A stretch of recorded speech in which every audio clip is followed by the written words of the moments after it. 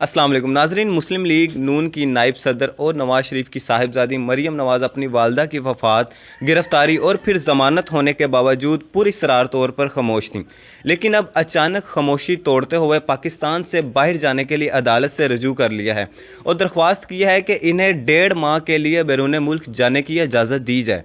High court में ECL से नाम निकालने के लिए दायर दरख्वास्त में मरियम नवाज ने कहा है कि इनके वालिद बैरून मुल्क ज़ेर इलाज हैं।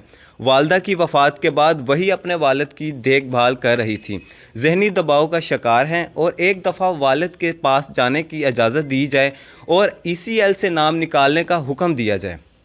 अदालत ने मरियम नवाज की दरख्वास्त की समाअत पीर को करनी है। फैसला जो भी हो, लेकिन ये बात बताना भी ज़रूरी है कि मरियम नवाज की दूसरी बहन इस्मा और दोनों भाई बैरून मुल्क और नवाज शरीफ के पास हैं, लेकिन मरियम नवाज के बैरून मुल्क चले जाने की सूरत में इनकी दादी अकेली रह जाएगी। पहले कहा जा रहा था कि मरियम नवाज पाकिस्तान ही रहेंगी ताकि बूढ़ी दादी का भी ख्याल रख सकें।